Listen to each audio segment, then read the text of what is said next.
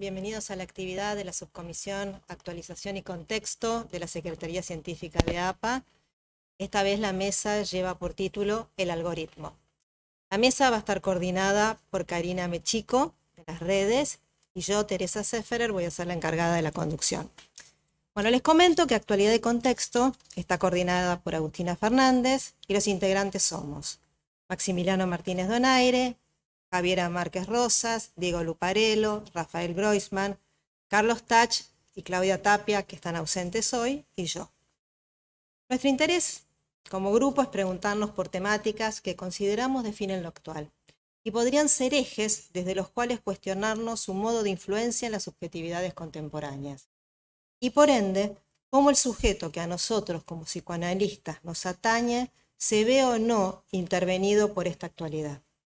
Sostenemos la idea de un psicoanálisis que dialogue con otras disciplinas para poder dar cuenta que ese malestar que provoca lo cultural es y será siempre insoslayable e inevitable. Una breve síntesis de nuestro recorrido como grupo. Comenzamos el año pasado preguntándonos acerca del juego del niño.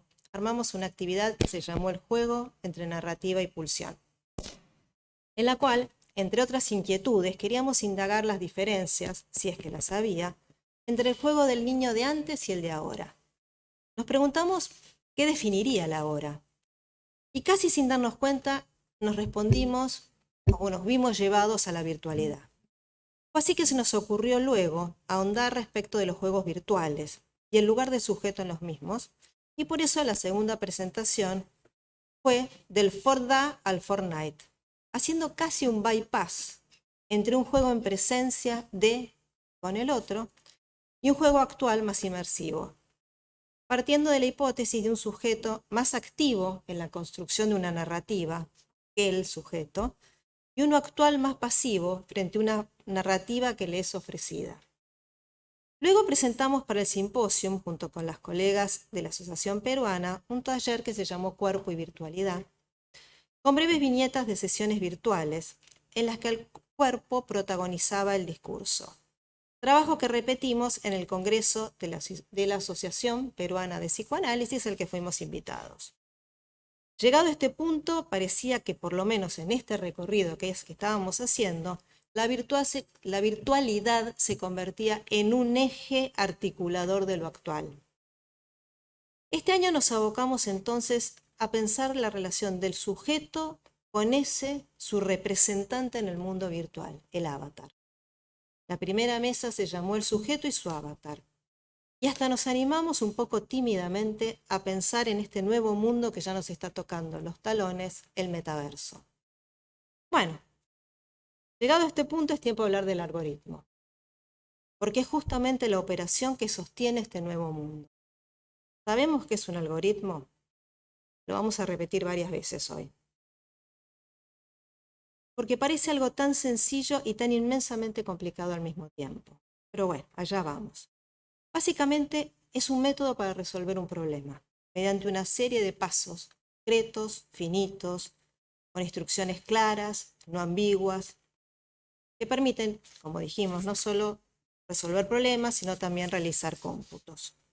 Es una operación que se aplica en lógica, en matemática, en computación. Pero en nuestra vida cotidiana, ¿qué ordena un algoritmo? El algoritmo nos puede indicar los pasos a seguir para encender una estufa o para manejar un lavarropas. También puede especificar los movimientos que tenemos que hacer si queremos viajar en transporte público, desde sacar la tarjeta SUBE, cargarla, elegir qué medio de transporte, etcétera, etcétera. Pero también los algoritmos son la base de programas de computación, de las redes sociales, y hasta sostienen los sistemas de robótica súper avanzados de inteligencia artificial. Muchas veces les adjudicamos cierto saber, y si por ejemplo este año preferimos el mar a la montaña, aparecen en nuestras redes virtuales fotos y anuncios de playas paradisíacas. O el algoritmo hace match entre dos personas que buscan pareja según sus atributos, gustos, deseos en común.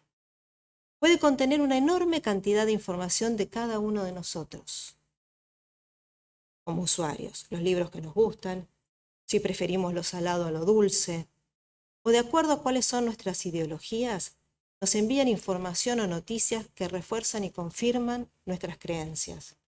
Y así sentirnos tranquilos frente a lo igual, desmintiendo el pensamiento diferente.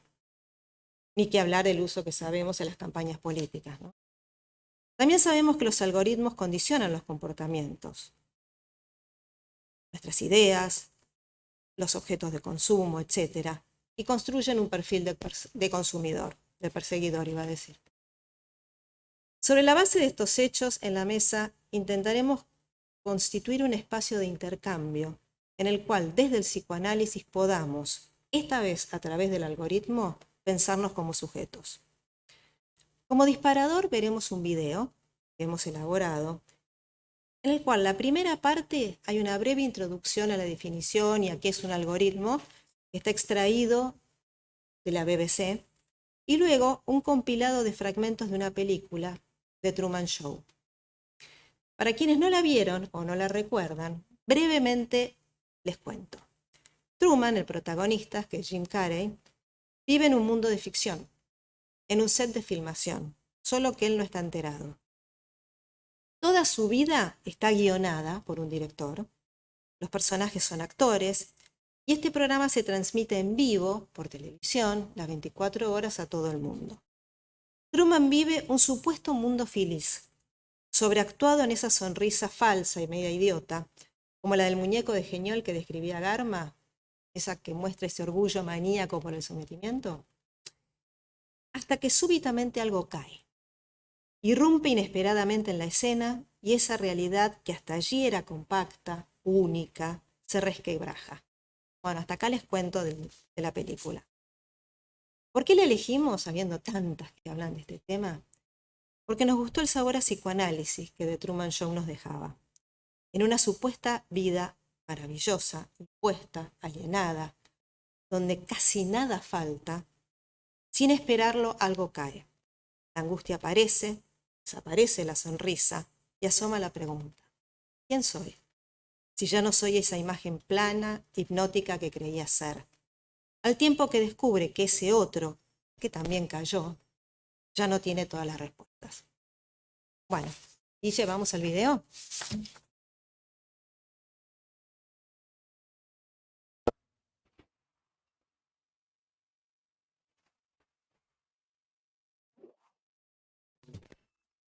Cuando recibes un email, un algoritmo decide si va directamente a la carpeta de spam o a tu bandeja de entrada. En tus redes sociales eligen qué posts vas a ver primero. Y en el momento en que hiciste clic en este video, el algoritmo ya decidió qué otros videos te va a sugerir. Pero, ¿qué son los algoritmos? ¿Y cómo pueden hacer todo eso?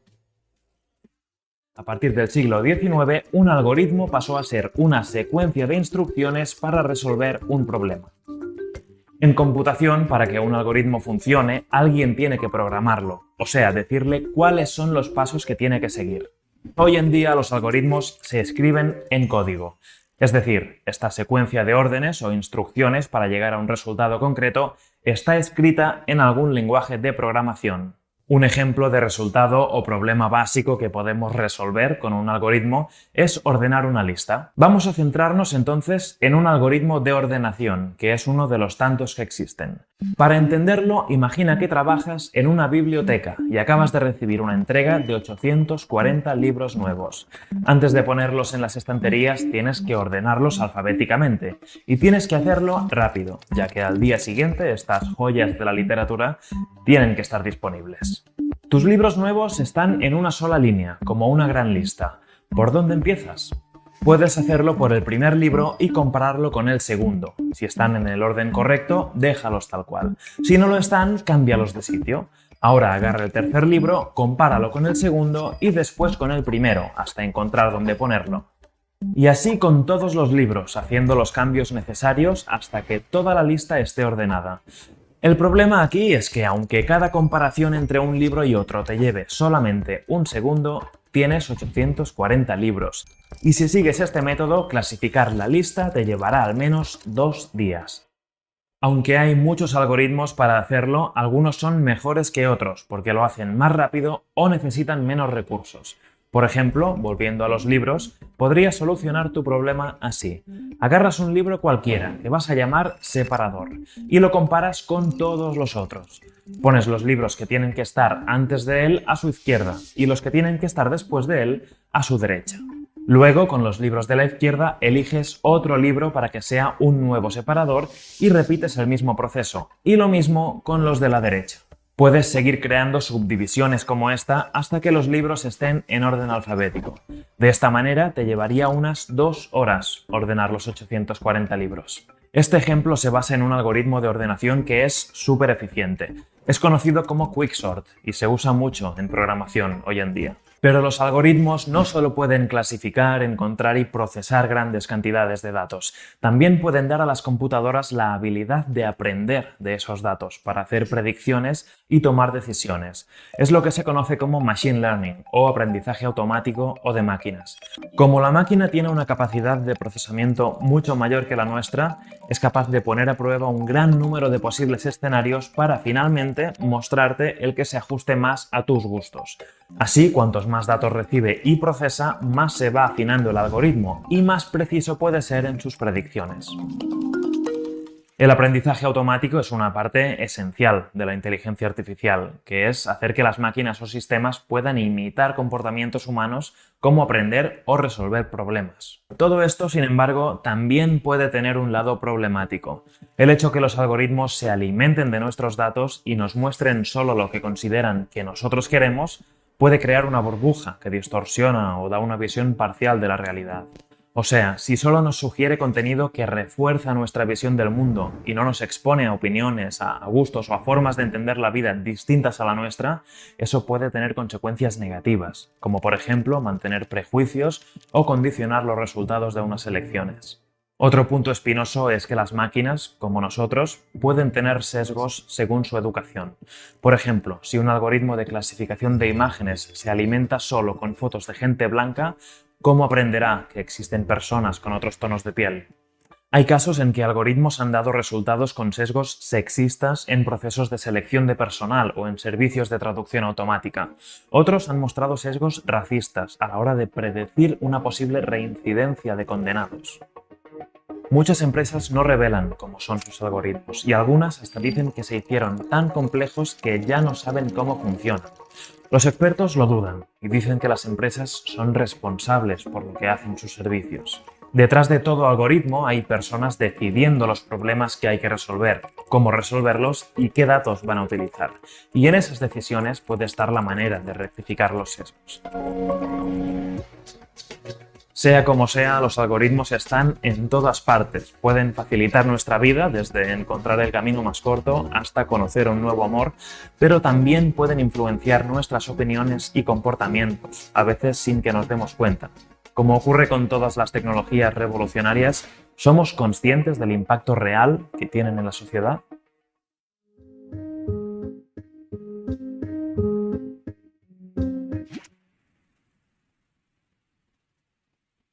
Every day, society tells us who we are, what we ought to do, and who our enemies are. Just like Truman, we're encouraged to ignore the clues that we're living in a lie, where we're made to still become wages in the matrix. And then everyone who buys into the societal delusion helps perpetuate it. This means that lots of well-meaning, rational people are swept up to become mouthpieces of a failing system. The cracks are present in both reality and fiction. They just exist solely on the personal level for Truman, rather than the societal level that we're starting to see.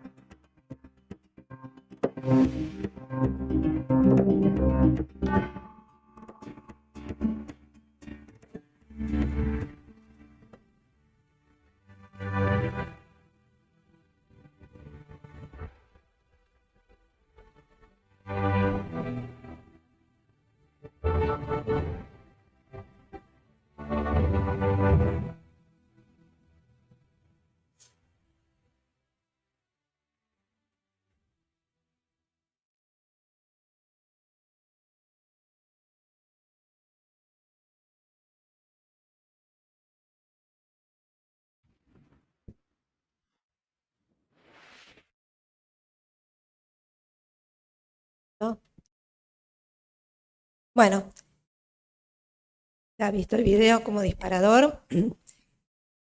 Vamos a darle la palabra a Maximiliano Martínez Donaire. Bueno, gracias. Bueno, vamos a empezar a acercar algunas ideas para pensar esta cuestión del algoritmo.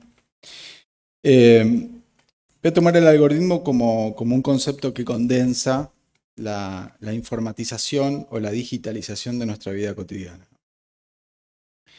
De manera creciente, espacios que implicaban relaciones interpersonales, donde dos o más sujetos se ponían en relación o interactuaban, han comenzado a ser ocupados por una lógica algorítmica, donde la interacción es con un algoritmo o inteligencia artificial o aplicación, ¿no? Los desarrolladores de tecnología están consiguiendo generar programas que piensan como personas, que logran responder nuestras preguntas, comunicarse, aprender e incluso componer textos.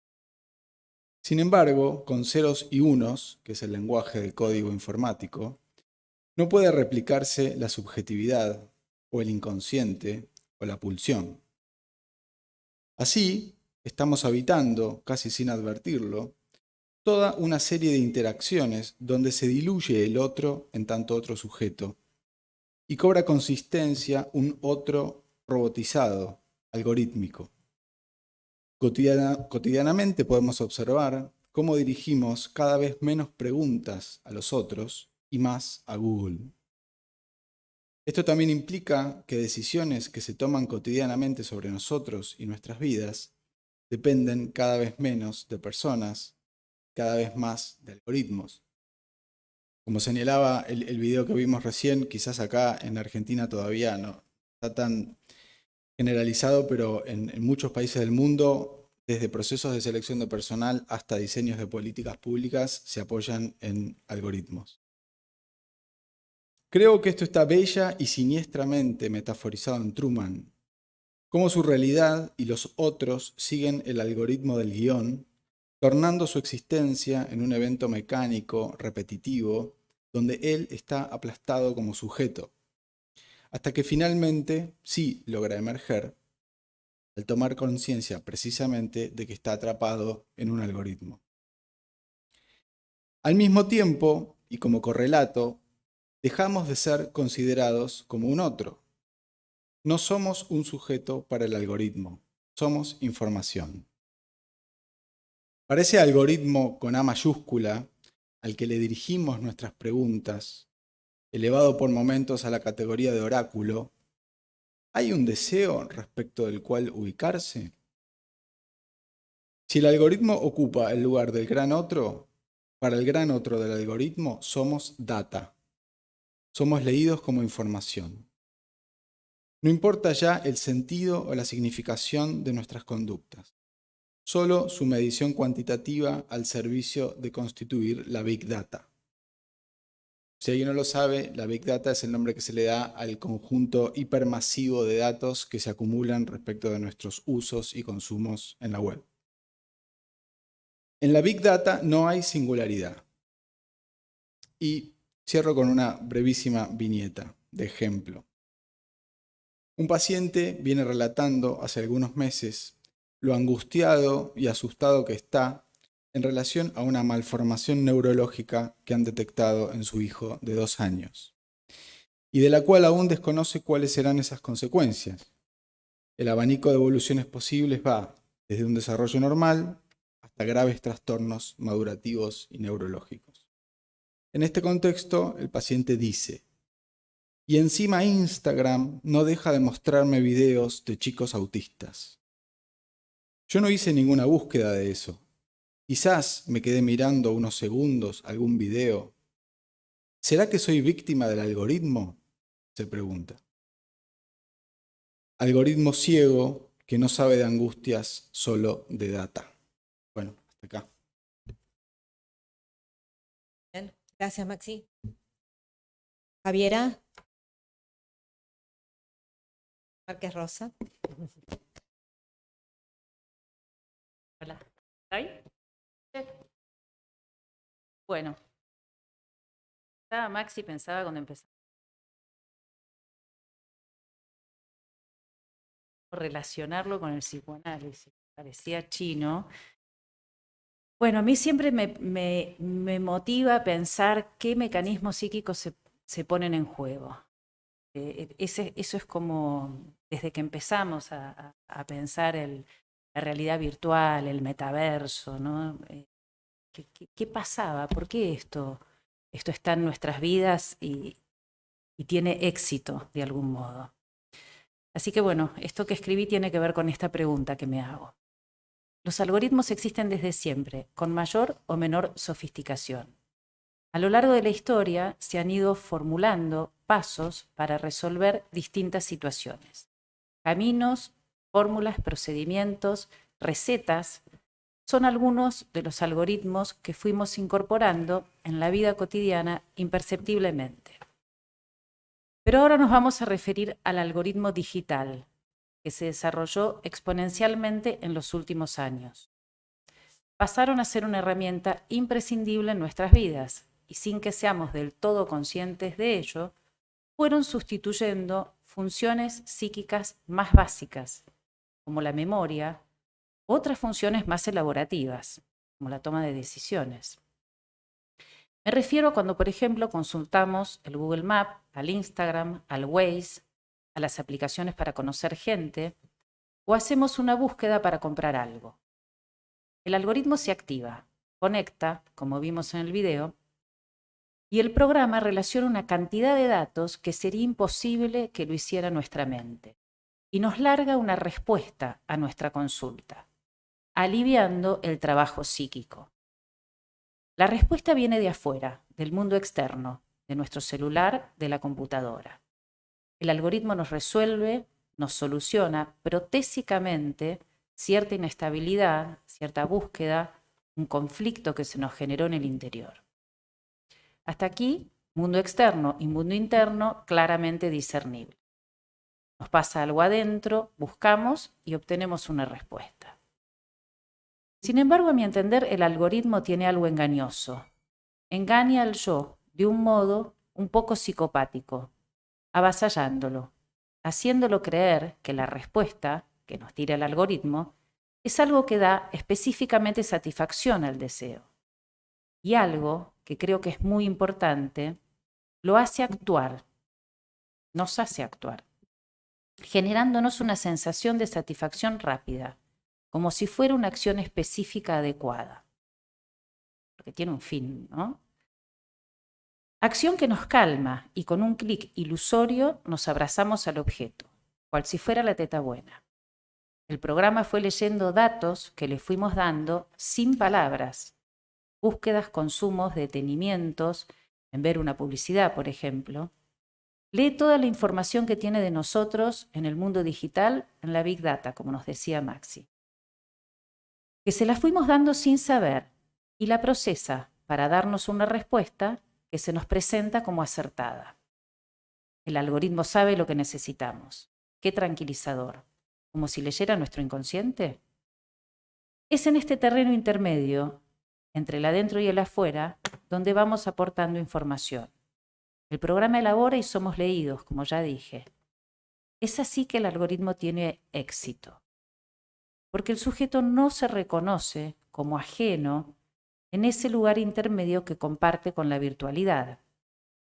El aspecto engañoso y psicopático al que me refería antes opera en esta endija, en donde se da una confusión entre el mundo interno y lo percibido externo, perdiendo el sujeto la capacidad, la libertad de elección, porque se somete a lo que el algoritmo le ofrece, como vimos en la película de Truman Show, que finalmente termina con un movimiento de subjetivación.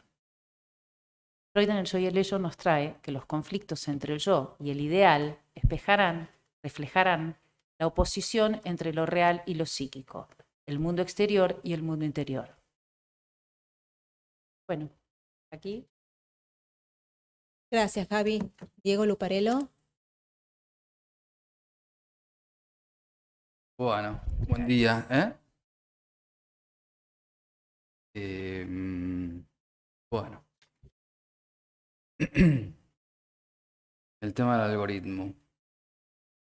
Orden digital, infomanía, Infoesfera, este me gusta más, Phono Sapiens, generación celular conectiva, generación post-alfabética, subjetividad post-psicológica. Bueno, son algunos de los términos o conceptos que uno puede recoger en un montón de ensayos que tratan de pensar un poquito en dónde estamos metidos, en esta relación del sujeto con ese escenario conectivo que está formando parte de nuestro medio ambiente.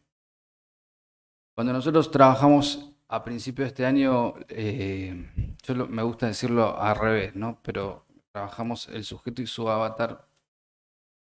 Me gusta más decir el avatar y su sujeto.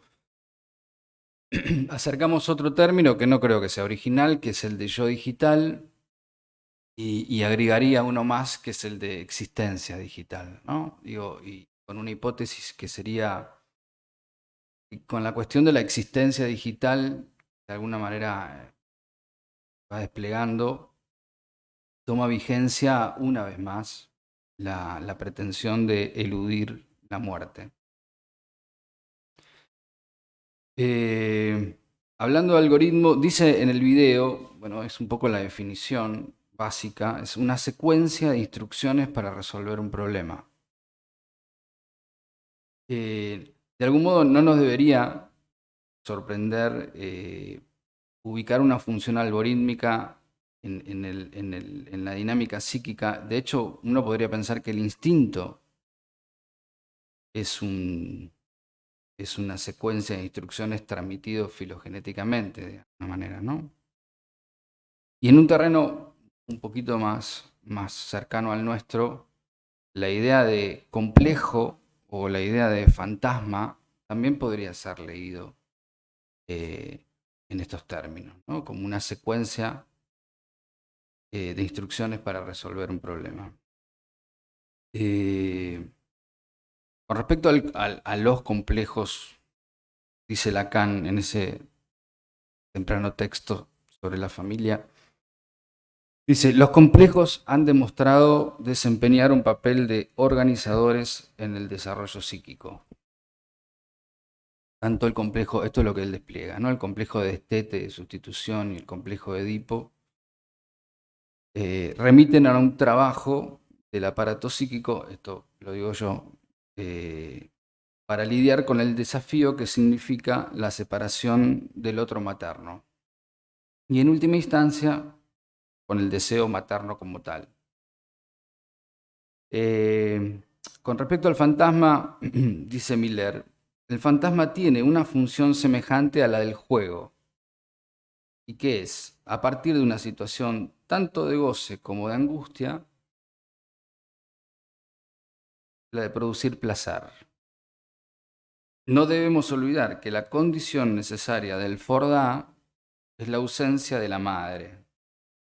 Es la ausencia del otro lo que presentifica y pone en evidencia su deseo, ¿no? Entonces, si ubicamos el problema, la separación del otro materno o la emergencia del deseo materno, ¿no? Tanto el complejo desde un punto de vista o el fantasma son dos secuencias de instrucciones para resolver ese problema.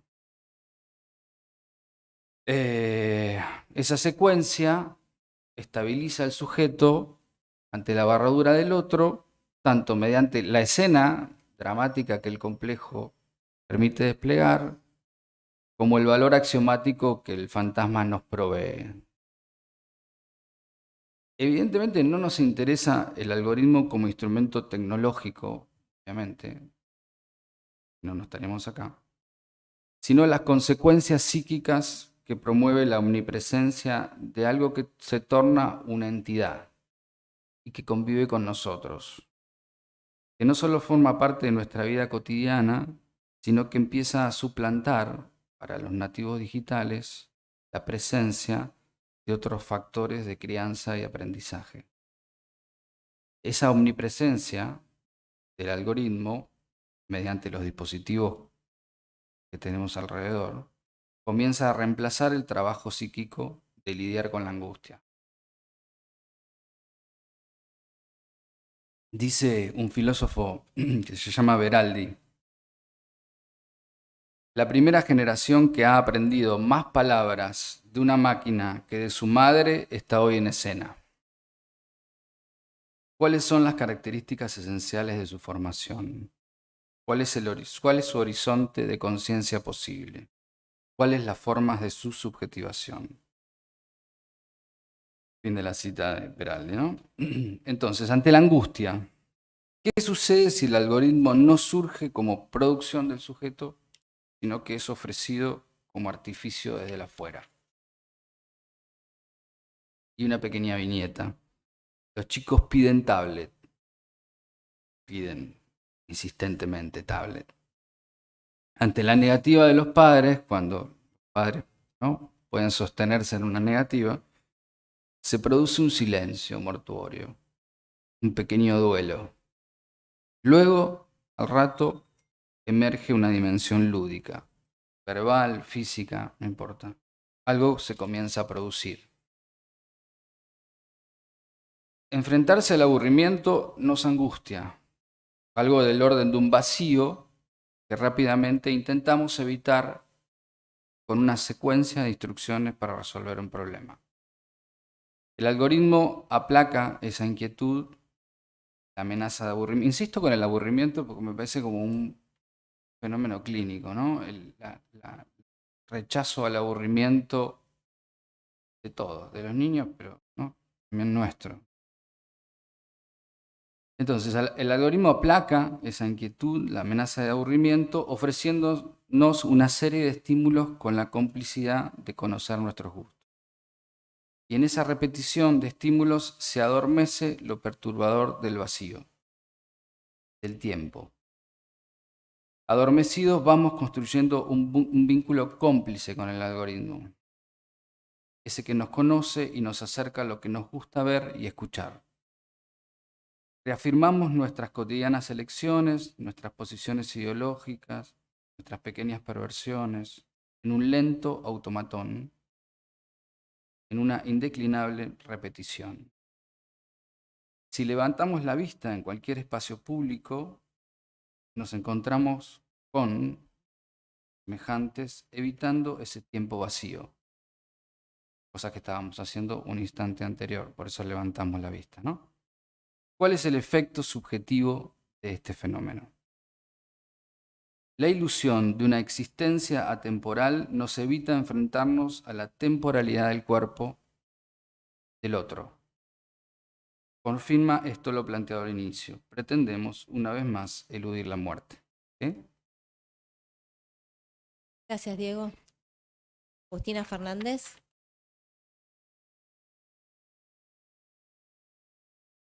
Bueno, buenos días a todos. Bueno, cuántas cosas, ¿no? Ya hemos venido pensando juntos. Es un tema que nos convocó y que hemos intercambiado mucho entre nosotros y que hemos escrito y que hemos seleccionado qué contarles. Y bueno, no es tan simple, digamos, ¿no? Ubicar solo una cuestión porque tiene como muchas aristas. Así que bueno, voy a tomar una vertiente. A mí me interesó pensar el tema del algoritmo en relación, sobre todo el algoritmo digital, ¿no? Porque hemos venido diciendo que los algoritmos existen desde siempre en la historia de la humanidad, ¿no? Como recetas y modos de hacer ya preestablecidos, ¿no? Que nos cuentan cómo hacer algo. Y a mí me interesó tomar la cuestión del algoritmo digital, que es una de las grandes discusiones que tuvimos en el grupo. Y el algoritmo digital, y la pregunta es si el algoritmo digital es como una especie de gran otro digital, ¿no? Y bueno, es una pregunta que queda flotando. Y en relación a este algoritmo digital y este gran otro, la pregunta que formulo es, ¿qué sabe de mí el algoritmo, ¿no? Entre la completud narcisista y el objeto persecutorio. El saber está allí y lo está facilitado, ¿no? Si alguien quiere saber cuál fue el primer emperador de China, lo googlea. Si alguien quiere saber qué es de la vida del ex compañero del colegio, lo busca en Instagram. Si alguien quiere saber algo del nuevo jefe, lo busca en LinkedIn y así vamos, ¿no? Como el saber está allí, está facilitado, es decir, está al alcance. No necesitamos viajar hasta una biblioteca, comprar un diario de papel, ir hasta la cartelera del cine. La búsqueda está facilitada gracias a que algún algoritmo se pone en uso y trabaja por nosotros. La cuestión es que cada vez que lo consultamos, ese algoritmo aprende sobre nosotros. Aprende nuestros intereses intelectuales, deportivos, nuestras dudas, nuestras incertidumbres, nuestros gustos musicales, de ropa, nuestros gastos. Aprende de nuestra familia, los nombres de nuestras mascotas, etcétera, etcétera. El algoritmo es maravilloso, nos entiende, nos valida en nuestras decisiones. Quedamos ubicados en un plano imaginario, pienso, de completud narcisista. Desde el psicoanálisis sabemos que ese yo imaginario que el algoritmo enaltece, el yo de las miradas, tiene un carácter de objeto, algo que se sustancializa, que confiere certeza, que da identidad. Este soy yo, ¿no? El algoritmo nos conoce. Allí mismo se invierte la pregunta. ¿Qué sabe de mí? ¿Sabe lo que necesito? Javiera nos decía, ¿no? que sabe de nuestra necesidad. ¿Sabe de mi deseo? En principio podemos decir que sabe lo que busco en él, ¿no? Ahí, lo que le pregunto. Y de ahí deduce lo que me interesa. Pero se produce una especie de espejismo, ¿no? El algoritmo se da cuenta antes que yo mismo de aquello que quiero. Se trata de algo imaginario, pero sin embargo tiene un aspecto performativo. A vos te conviene esto. Se reproduce el estadio del espejo. El gran otro sanciona, ese sos vos, a la imagen que me devuelve la pantalla. El algoritmo provee representaciones, otorga sentido. Esto es lo que buscás. Trabaja con un saber cada vez más formalizado, que busca operar sobre lo real y producir efectos. En ese camino anula al sujeto desconociendo la existencia del inconsciente. Para el psicoanálisis, lo esencial no es lo enunciado, lo que busco en una app, sino lo no dicho, lo no sabido, que también tiene efectos. El deseo inconsciente se presenta disfrazado, no es nombrable. Cada vez que se lo formula ya es deseo de otra cosa, opera metonímico, ¿no? Esto sabemos. El algoritmo va aprendiendo acerca de lo que andamos buscando, lo que nos detenemos a mirar, porque captura nuestra curiosidad y nos brinda información sobre ese tema, nos dirige más contenido de ese tipo. Digo, nos dirige, ¿no? Se nos dirige. Cuando se trata de algo recreativo puede resultarnos divertido, incluso útil. Qué bien nos entendemos con el algoritmo, podríamos pensar. Sin embargo, cuando nos puede mandarnos información sobre un tema que es en sí una preocupación o un temor. Y ahí se nos vuelve repentinamente siniestro, opaco, ¿no? Como es el caso de gente de Maxi que le devolvía videos, ¿no? de niños autistas y del autismo. Entonces ahí hay algo que se torna opaco, ¿no? Ya no estamos tan a gusto. El algoritmo descompleta, se corre el velo respecto del saber. Por otro lado, el algoritmo puede ser una herramienta útil para manipular el consumo. Denota un poder que incluso puede volverse persecutorio. Sabe de mí demasiado. Sabe la lógica con la que elijo mis claves. Sabe cuánto y cómo gasto. Sabe si tengo crédito o si estoy en bancarrota. Sabe tanto que no me puedo esconder al algoritmo. No puedo engañarlo. Se me puede presentar como ese padre gozador de la horda primitiva donde la castración no opera y el sujeto queda a merced de un goce todo, gozado por ese gran otro. en el que se ha convertido el algoritmo digital. Lo puede calcular todo, incluso el azar, en tanto contingencia, también entra dentro del cálculo algorítmico.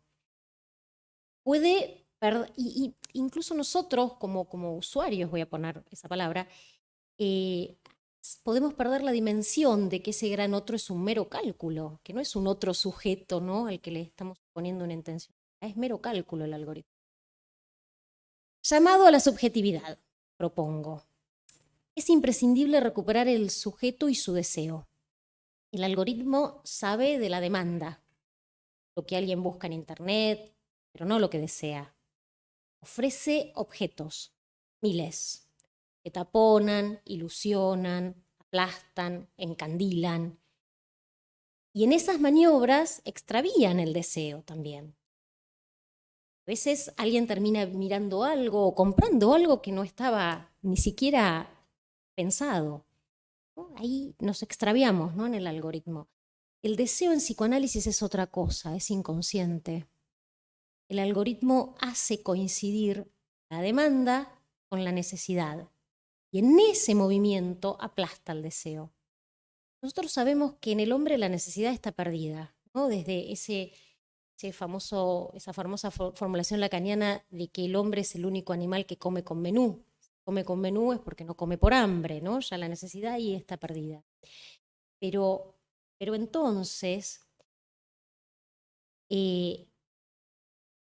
si la necesidad está perdida y los sujetos humanos arribamos a un mundo que es significante, y ese sujeto de la necesidad es mítica, ¿no?, así lo propone Lacan, entonces el sujeto viene ya atravesado por el significante, ya es demanda. Entre esa necesidad perdida, mítica, y la demanda, que es lo que el sujeto formula, lo que busca en la app, lo que se manifiesta en el discurso, ahí se pierde el deseo, se aplasta, se opaca. Si bien el deseo es articulable en el discurso, es irreductible a esa demanda. Se desliza. El algoritmo sabe de la demanda, pero no sabe del deseo humano.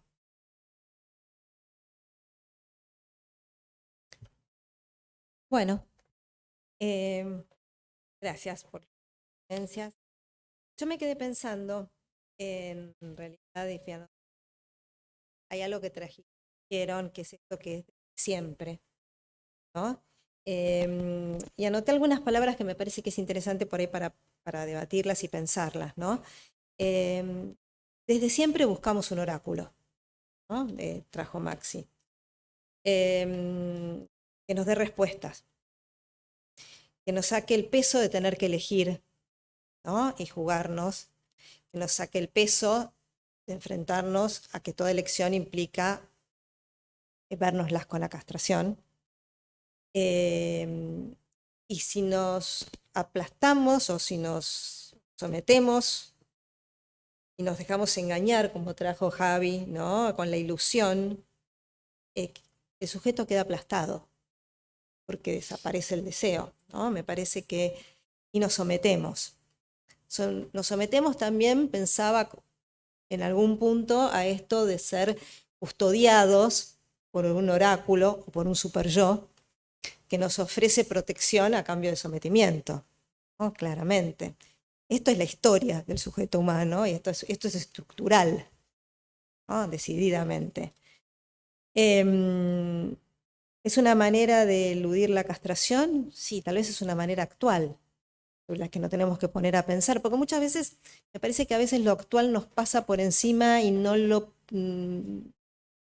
terminamos de pensar y lo damos por dado, ¿no? Cuando vienen los pacientes, nos escriben por WhatsApp o nosotros mismos, ¿no? Estamos pegados a los algoritmos y buscando y comprándonos unos zapatos que no necesitábamos.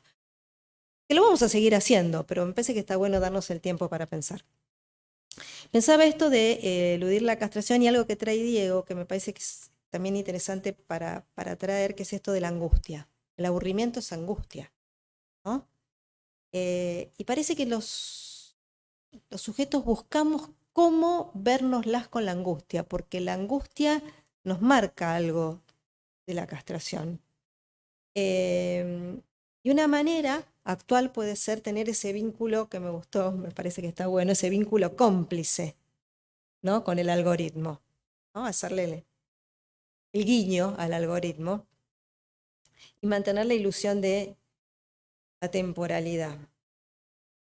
Como dice con Agustina, ese plano imaginario de completud narcisista, ¿no? Entonces pensaba en esto de recuperar el sujeto deseante y sacarlo de esa posición un poco autista, tomando el ejemplo que trae sacarnos, digo, no sería cuestión de sacarnos esto de encima, ¿no? Sacarnos un poco de cierta posición autista, un poco en el ejemplo que trae Maxi, y por eso les devuelvo un poco a la mesa a ver si quieren que hablemos algo de esto, ¿no? Que me parece que estamos trabajando sobre cosas que son de siempre, pero que hoy están actualizadas de esta manera. ¿Sí? ¿Alguno quiere decir algo? ¿Maxi? Sí. Maximiliano. Maxi está bien. No, tomo esto último que decías, me parece es una idea súper interesante. Diego decía en su presentación, la ausencia del objeto presentifica el deseo, ¿no? Y, digamos, lo interesante para pensar con esto que vos sabrías de lo autista como metáfora, ¿no? No más allá de lo diagnóstico, es que ese objeto por ejemplo, del Fordá, esa madre ausente, es un objeto, ¿no? Es decir, que cumple una función para ese niño, es un otro, que lo desea, que despierta la pulsión y que puede ausentarse, ¿no?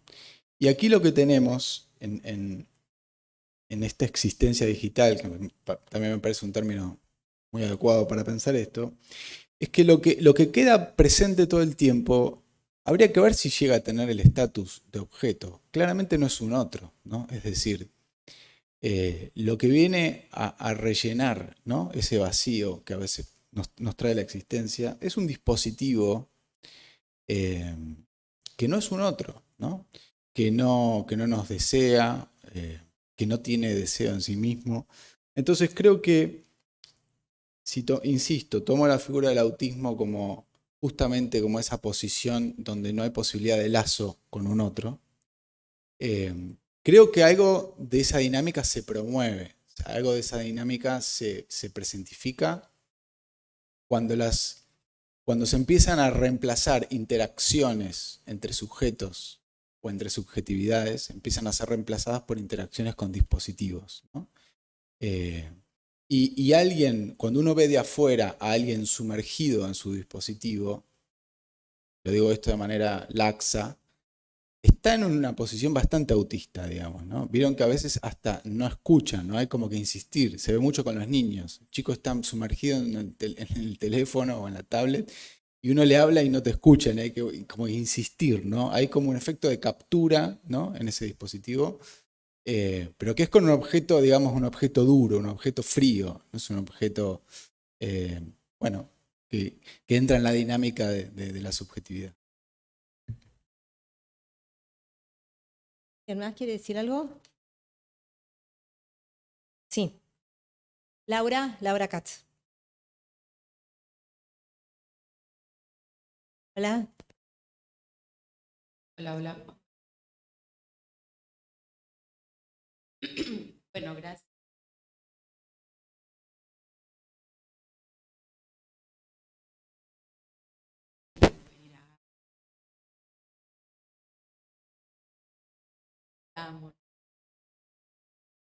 No, lo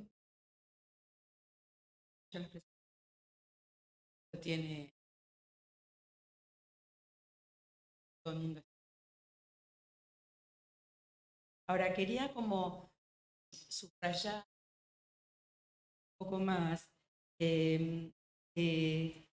digamos, todo lo que esta cuestión digital y el algoritmo es aplacar el aburrimiento, dar la certeza, responde todo lo que uno quiere en el momento justo. Pero quería como subrayar lo último que dijo Agus, que no sabe del deseo humano. Y yo creo que esa es como nuestra digamos, nuestro punto para poder seguir como pensando desde nuestra posición de analistas, sobre todo por el hecho de seguimos recibiendo consultas. Digamos, sigue habiendo preguntas. Entonces, no responde todo. No. Digamos, el teléfono sigue sonando, o sonando en la antigüedad. Seguimos recibiendo mensajes, digamos, la gente decía cosas. Hay preguntas. Entonces, me parece que este punto, y como que el enganche es como el punto de Agus, ¿no? El algoritmo no sabe del deseo. Eso habilita como que siga habiendo preguntas. Gracias. Agus. Sí, pensaba esto, gracias Lau por venir en presencia a escucharnos y a dialogar. Y pensaba, fíjate, esto en relación al tema del deseo, que es muy importante, ¿no? Porque en verdad digo, el deseo sigue existiendo, por suerte, digo, ¿no? Porque seguimos siendo sujetos de ese deseo, ¿no? Y el análisis justamente tiene que ver con eso, con hacer algún recorrido en esa dirección.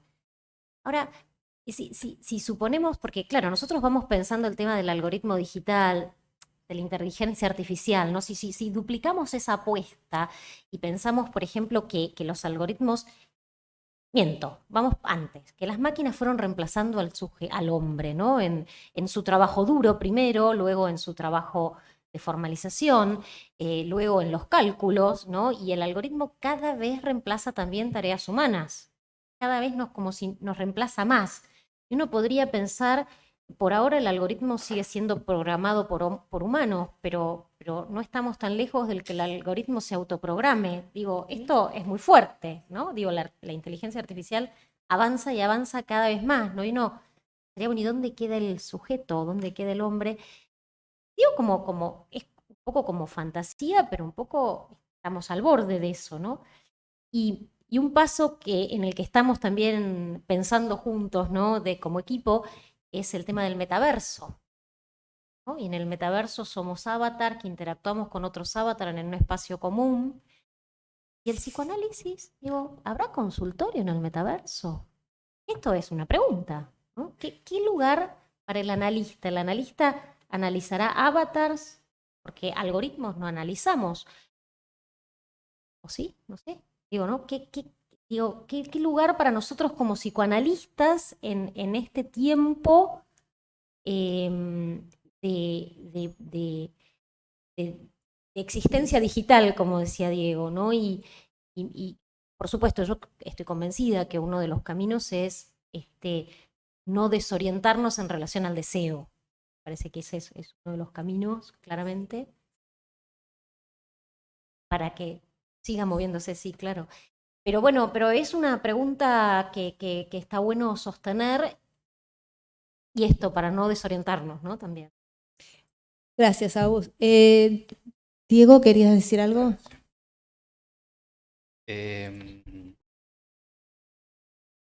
Pensando un poco de dónde discutimos un poco todo esto, ¿no? Que es novedoso, bueno, siéndolo. Cuando hablan por suerte hay deseo todavía, por estructura hay deseo, no por suerte, ¿no? Es decir, en el sentido de que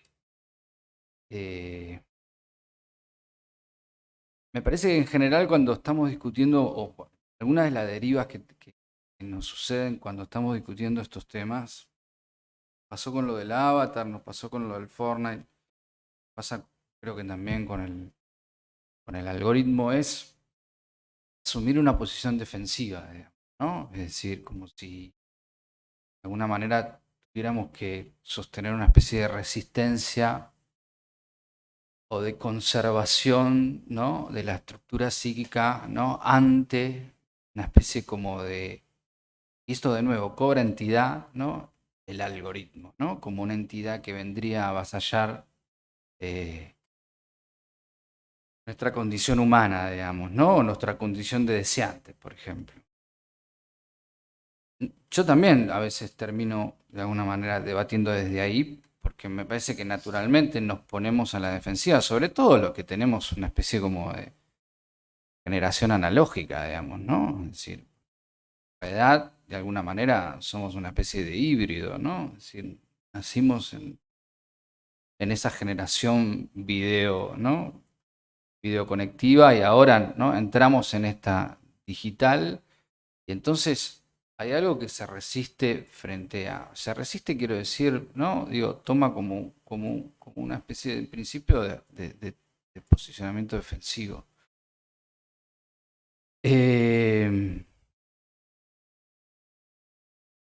alguna manera hay algo de la estructura que insiste, por eso digo que el deseo no es por suerte, sino por estructura, pero también, digo, habría que pensar si también no hay algo de la estructura que empieza a modificarse, ¿no? El comportamiento autista, o la predominancia, o el despliegue de patologías del espectro autista, ¿no? Que aparte de haber una dimensión, ¿no? A que entramos todos, digamos, ¿no? Entonces, es de alguna manera... conserva de alguna manera como una precisión nosológica o psicopatológica, o no va con ser la descripción del hombre contemporáneo, ¿no? El que tiende a convivir con una porción de aislamiento, en el que tiende a renunciar a cierto margen de deseo en función de una satisfacción al mismo tiempo de la que renegamos, pero de la que hacemos uso, digamos, ¿no? Es decir, entonces, ahí es, ¿qué es lo de la estructura que se conserva? ¿Qué es lo de la estructura que de alguna manera indeclinablemente se va a modificar? Cuando Veraldi dice, bueno, estamos frente a la primera generación que aprende más palabras de una máquina que su madre, bueno, eso tendrá algún efecto. A priori no diría que malo, tendrá algún efecto. 2 puntos, el efecto que tenga, digamos, ¿no? Javiera. Me resulta interesante esta posición que sin darnos cuenta todos, que vos pescaste, Diego, que decías como si saliéramos en defensa del deseo inconsciente, ¿no? Como que todo esto de lo digital a nosotros nos provocó algo de esto, pensar, bueno, ¿qué está pasando? ¿Qué va a pasar con los niños que van a tener interlocutor frío, duro? Ayer vi un chiquito de 1 año y medio porque tenía pañales, apenas caminaba, y la mamá lo puso en un cochecito chiquito y el chiquito estaba con un celular en la mano, ¿no? Todos vimos eso, pero bueno, por ahí como estaba esta mesa me impactó tanto, porque tenía 1 año y medio y pañales, ¿no? Eso me pareció tremendo, pero bueno, cuando uno está en tema ve por todos lados el tema que está pensando. Y en esta defensa es que creo que yo pensaba lo de lo psicopático del algoritmo, ¿no? Porque a lo mejor eso nos preocupa, ¿no? La cuestión psicopática, porque está bien, siempre tuvimos algoritmos más simples, pero ahora los algoritmos tienen un objetivo que es vender. O sea, los algoritmos que nosotros nos quieren vender, esto tiene que ver con el capitalismo, no es que los algoritmos, antes los usamos para una receta de la abuela, bárbaro, eso era un algoritmo, pero ahora hay algoritmos que tienen un fin, que nosotros compremos, que no es que están solo porque nos vienen bien, no. Quieren comprar, o sea, hay una estructura que está sosteniendo toda esta Big Data, por eso creo que salimos en defensa del deseo. Y aparte, pienso que tiene una versión que empieza a ser, porque Agus traía esto del estadio del espejo, ¿no? Entonces, esta ilusión de que nos devuelve y nos dice, ese sos vos. Pero ese sos vos empieza a variar en millones de vos. Y empezamos a no coincidir con ese sos vos. Esto lo vemos con los adolescentes. Entonces buscan algo, pero la imagen que les devuelve se les empieza a transformar como una imagen que los persigue, porque no están a la altura de esa imagen. Entonces empieza a ser persecutorio. Eso es otra versión que pienso de la cuestión digital, que se empieza a transformar de tranquilizadora en algo que nos empieza o nos puede angustiar. No podemos evitar la angustia, o sea, por un lado o por otro va a venir, o por persecutorio o por estructura. Gracias, Javi. Karina Mechico, Sí. tiene algunas preguntas, ¿no? Sí, buenos días. Bueno, les Hola. comparto, hay una pregunta que ofrece Annie Kiefer. Annie se pregunta si se estará formateando el universo intrauterino, si estará formateado. Varios analizantes adolescentes cuentan cómo quedan atrapados sin tiempo en el mundo digital. Y también en relación a esto último que planteaba Diego, dice que Beraldi cree que habla de un inconsciente articulado a la psicosis.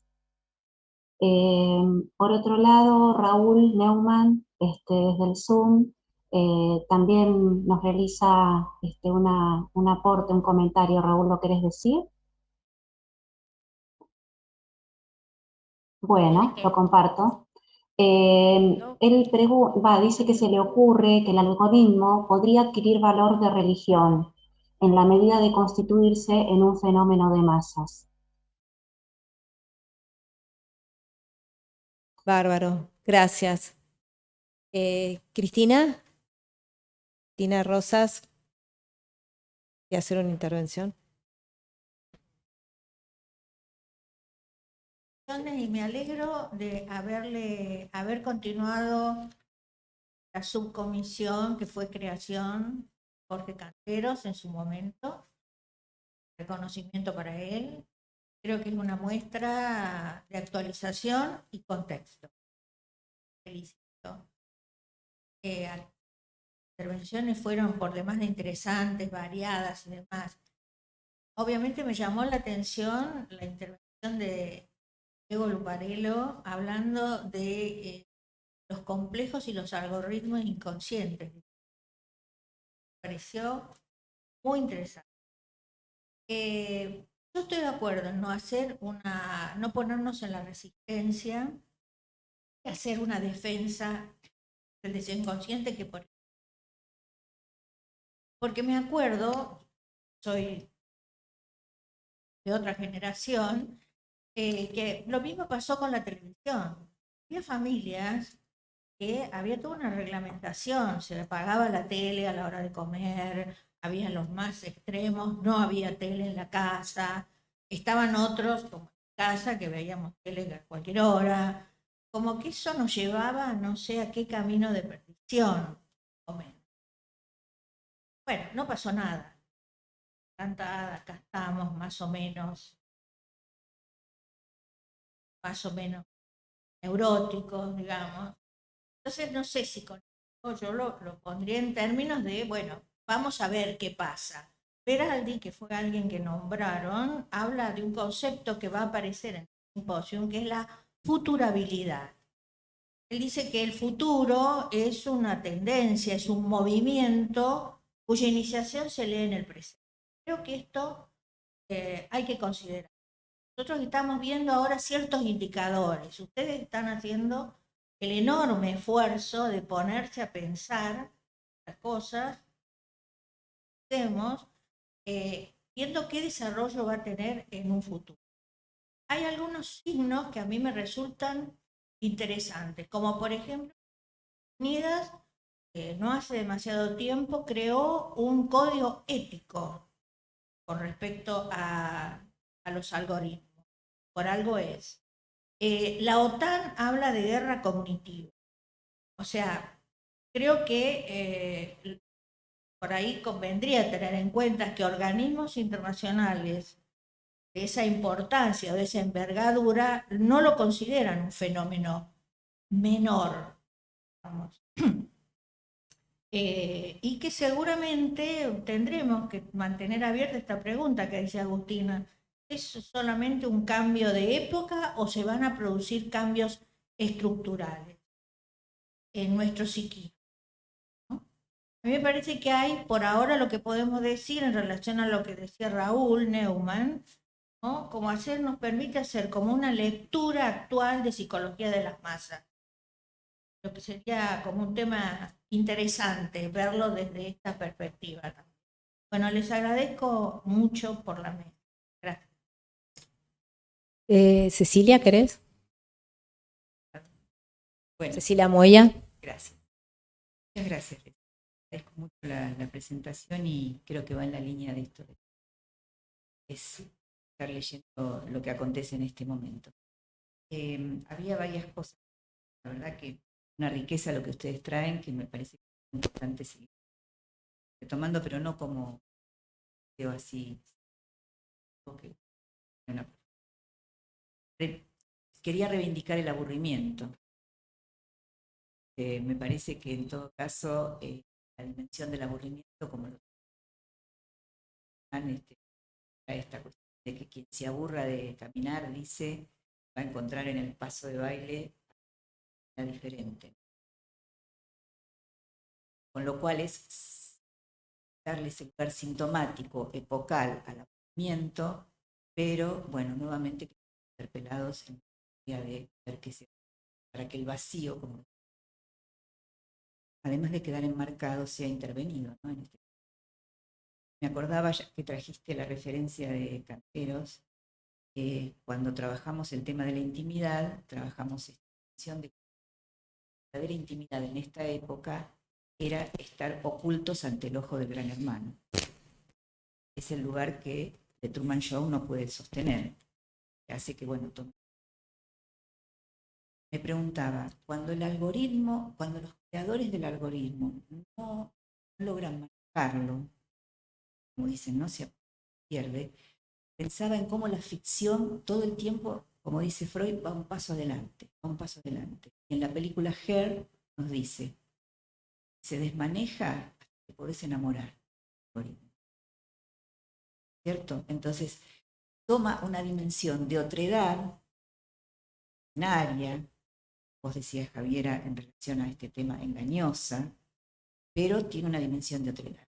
Y lo otro que me preocupaba eran los sicarios del algoritmo, es decir, los hackers, que son sujetos, ya no son algoritmos, sino quienes manejan esa dimensión. Entonces, la guerra que empieza a establecerse es una cierta inmanejabilidad que tenemos, donde hay un sujeto en cuestión.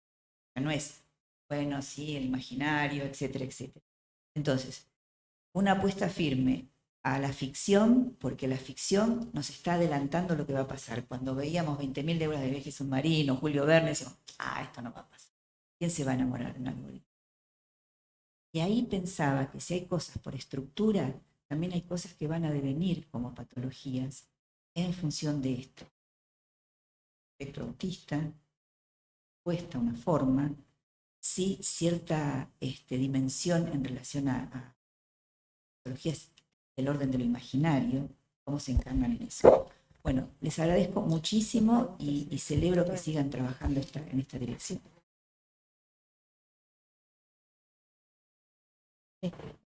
A ver, Maxi quería contestar algo. Sí, sí, algo del efecto masa que había, o sea, a mí me parece como paradójico, como fenómeno que se da en el mundo de las plataformas digitales. Y es que, digamos, allí donde tradicionalmente los contenidos que consumíamos en información, entretenimiento, cultura, lo que fuese, estaban generados por grupos concentrados, los medios masivos de comunicación, es decir, determinados sectores generaban contenidos para miles de millones. Lo que trajo esta revolución tecnológica de las plataformas fue que cada uno de esos miles o millones pudieran generar su propio contenido, ¿no? Entonces, como potencialidad o como subversión del orden anterior, digamos, uno lo que podría imaginar es la presentificación de miles de millones de contenidos diversos o heterogéneos, singulares incluso. Pero lo que me parece que es un poco paradójico es que si uno recorre cada una de las plataformas y redes sociales, uno no ve eso, sino lo que se observa es como una nueva masificación de contenidos, de estilos y de formatos. En general, los streamers, los youtubers, los tiktokers, todos se van como imitando y replicando unos a otros en función de lo que tiene más vistas o más likes, que es como el nuevo eje de la masificación, digamos, ¿no? Entonces hoy lo que masifica para los que están en el mundo de las redes es tener vistas o tener likes. Entonces lo que lo tiene, digamos, lo copiamos, lo imitamos. Y así uno ve como secuencias de cientos de contenidos idénticos, ¿no? En vez de ser singulares, como una nueva masificación en torno de ese eje, que me parece que es como el algoritmo funciona así, porque el algoritmo ordena lo que uno ve, lo que tiene más vistas es lo que más se muestra, por lo tanto hay como una especie de retroalimentación algorítmica de los likes y las vistas. Claro. El nuevo. Claro. Y se puede transformar en persecutorio. Claro. Karina, desde las redes tenías dos preguntas, ¿no? Sí, les acerco. Ricardo Spector plantea, me parece conveniente considerar que el psiquismo puede entenderse como funcionando en base a algoritmos complejos. Una fobia, como la de Juanito, puede entenderse como un algoritmo por el cual, ante la visión de un caballo, tiene la receta de responder con angustia. Los algoritmos psíquicos inconscientes pueden modificarse. Solo para precisar mejor la idea de algoritmo, y no lo limitaría a los usos en el complejo mundo de la inteligencia artificial. Por Perdóname, otro lado, bueno, ¿quién dijo eso? Ricardo Spector. Ah, Sí. Y Nora Binopur, bueno, felicita por traer este tema de tanta actualidad y de desconocimiento para los psicoanalistas y plantea para Diego, ¿podrías ampliar lo que trae Veraldi respecto del aprendizaje del lenguaje? Es muy importante a pensar. Bueno, gracias. eso por ahora y... Gracias. Vos querías decir. Laura Katz.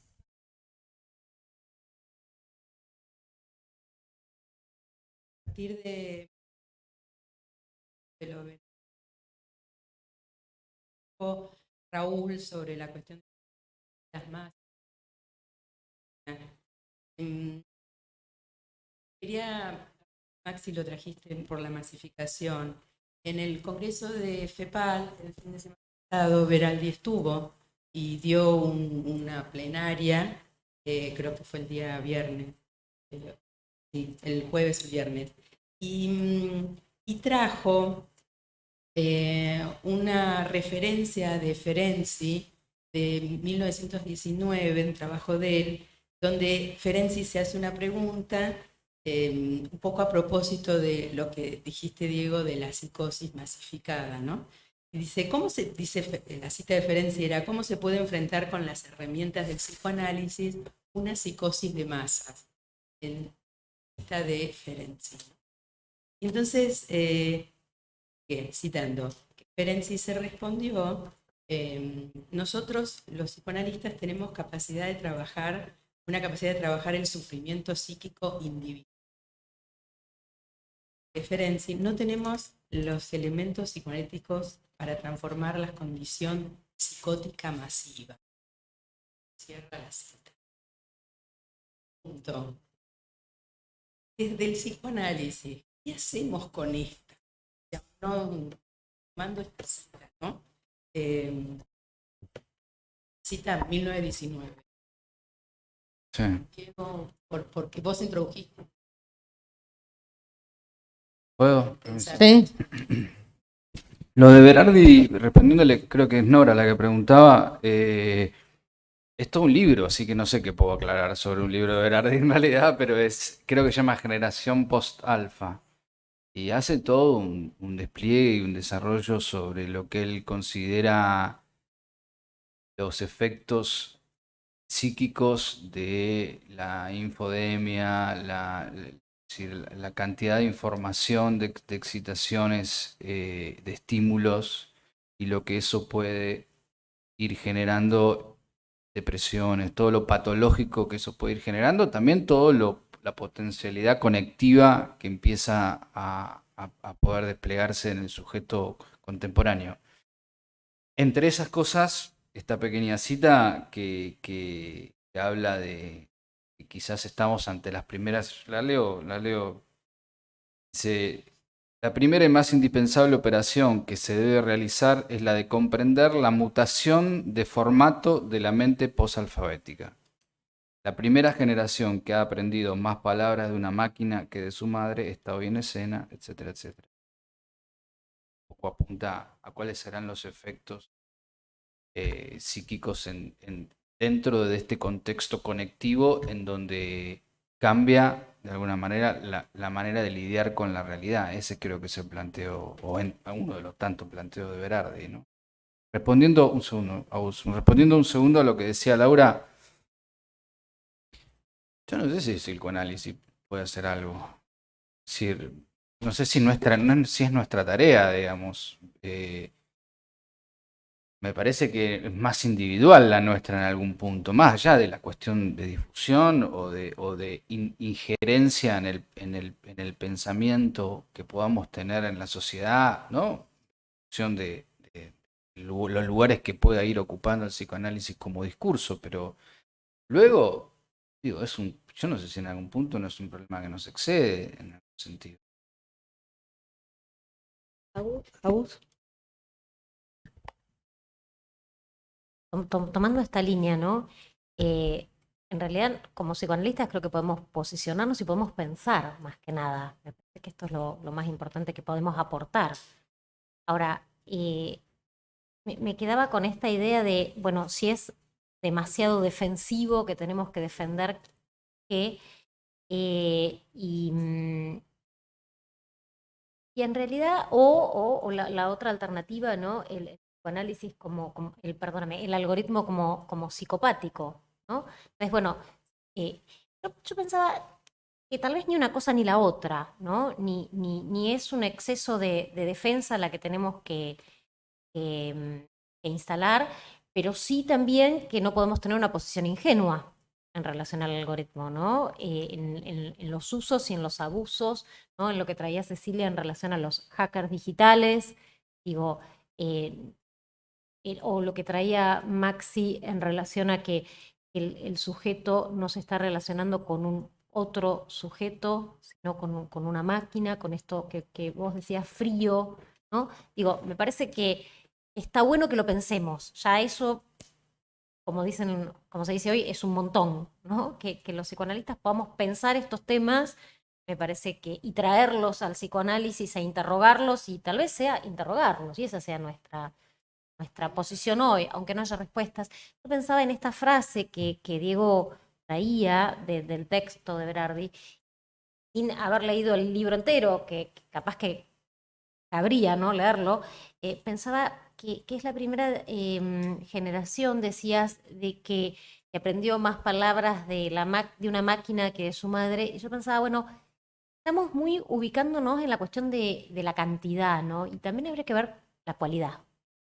Porque, digo, no es solo la cantidad de palabras que haya aprendido del ordenador o del aparato, ¿no? Sino la calidad de las palabras, porque tal vez de la madre aprendió menos en cantidad, pero habrá que ver qué calidad tienen esas palabras. Digo, cuando Cristina traía este tema de la TV, yo me acuerdo cuando ingresé a la APA en los primeros seminarios, era el año 2000, y estaba la cuestión de cuántas horas los niños pasaban mirando la tele. Y este era uno de los temas que en los seminarios de niños se pensaba, ¿no? Los seminarios de niños y adolescentes, ¿no?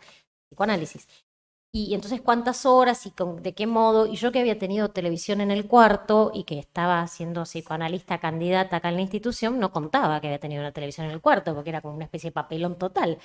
Yo les quiero contar que yo no miro tele, no la sé ni encender la tele. Digo, no sé qué efecto tiene haber tenido la televisión en el cuarto y qué no, pero entonces era una cuestión de cantidad, ¿no? De cantidad de horas. Y en realidad también se podía pensar, porque había psicoanalistas, yo me acuerdo en esa época cursaba seminarios con Susana Lustig de Ferrer, la deben conocer, con Rosa Petronacci, y ellas decían, bueno, pero no es solo la cantidad de horas, sino quién acompaña al niño mirando la tele, ¿no?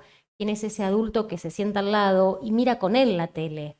¿No? Y yo pienso algo de esto, ¿no? Entre el bebé en el cochecito que lleva con pañales y el celular en la mano, hay también un adulto que acompaña el uso de esa tablet o de ese celular o de lo que fuera. Digo, no es solo una cuestión de cantidad, también está la cualidad de ese otro humano, ¿no? que acompaña a la inmersión en la digitalidad, ¿no? y que hace también de soporte, porque si no, bueno.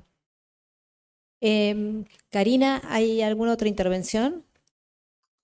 Sí, La última. en el Zoom, sí, dale.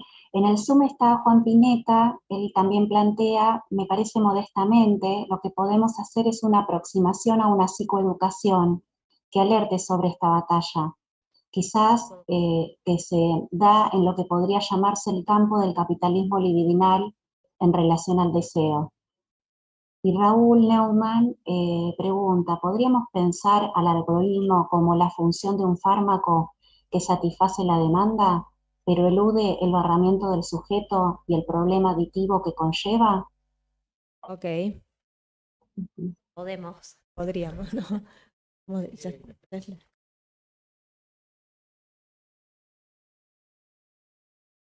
No, es que sí, el fármaco, el fenómeno de masa, en realidad, por eso un poco la hipótesis planteaba es que es otro intento más, digamos, ¿no? En este caso, en el nombre del algoritmo, puesto el algoritmo, bueno, también el fármaco, paradigma, ¿no? Pero el algoritmo constituye un paradigma, no es un distractivo episódico, digamos, ¿no? Evidentemente da la sensación de que ha llegado para quedarse y la pregunta es si no para no generar nuevas estructuras psíquicas, digamos, ¿no? Es decir, o al menos interpelarnos en eso, pero sí, fármaco, masa, religión, digo, algo que planteaba Raúl con respecto a la religión, evidentemente se inscribe en esa serie, ¿no?